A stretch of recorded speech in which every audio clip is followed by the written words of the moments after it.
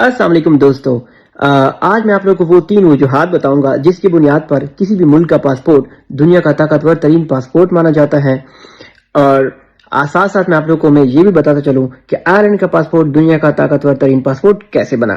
किसी भी पासपोर्ट को ताकतवर तरीन मानने के लिए सबसे जो पहली वजह होती है वो ये होती है कि वीजा फ्री कंट्रीज और वीजा ऑन अराइवल एक्सेस। इस मुल्क की पासपोर्ट पर आप कितने ममालिक का बगैर वीजा के सफर कर सकते हैं और या आपको वीजा ऑन अराइवल दिया जाता है जब आप इस मुल्क के अंदर पहुंच जाते हैं। दूसरी वजह global mobility and ease of travel, यानी बैन अक़वामी नक्ल हरकत और सफर में आसानी।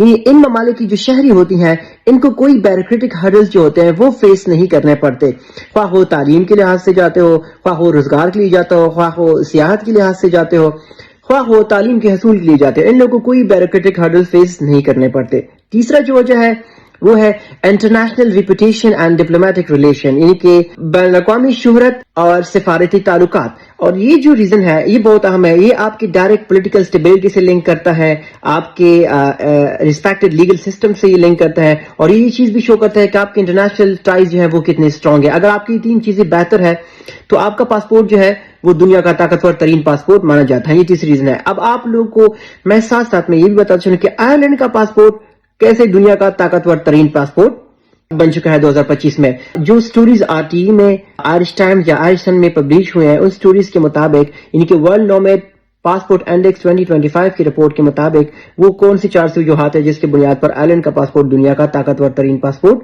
अब माना जाता है। जो सबसे पहली वजह है वो है एनहांस्ड ग्लोबल मोबिलिटी, यानी कि बैन अक़वामी नक्लो हरकत में इजाफा।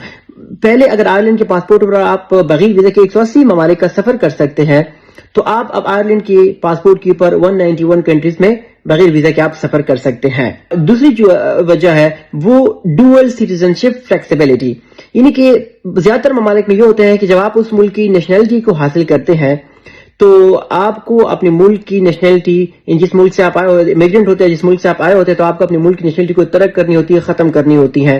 लेकिन आयरलैंड के पासपोर्ट की आयरलैंड की नेशनलिटी अगर आप हासिल करना चाहते हैं तो यानी आयरलैंड का पासपोर्ट आप एक्वायर करना चाहते हैं तो आपको अपने मुल्क की सिटीजनशिप खत्म नहीं करनी पड़ती। अगर आप उसको रखना चाहते हैं तो आप उसको रख सकते हैं। ये फ्लेक्सिबिलिटी है।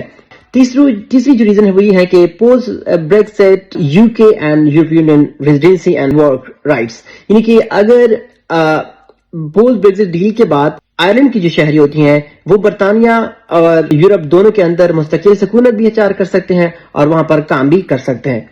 जो चौथी रीजन है वो ये है कि इनका जो legal federal tax policies and personal freedom, यानी कि आयरलैंड का जो टैक्स सिस्टम है इसे बेहतरीन टैक्स सिस्टम माना जाता है। और साथ साथ में ये भी माना जाता है कि आयरलैंड में पर्सनल फ्रीडम जो है ये बहुत बेहतर है बाकी मुल्कों की निस्बत। इसकी मैं आप लोगों को एक मिसाल ये देता हूँ कि अगर किसी ईस्टर्न वर्ल्ड के अंदर या यूरोप के अंदर गैर मुसलमानों का मुल्क जो सबसे ज्यादा फलस्तीन को सपोर्ट करता है तो वो आयरलैंड है। इससे आप इस बात का अंदाजा लगा सकते हैं कि पर्सनल फ्रीडम जो है वो इस मुल्क में किस हद तक है। नए मालूमात लेके आऊंगा अगले वीडियो में। आप लोगों का बहुत शुक्रिया।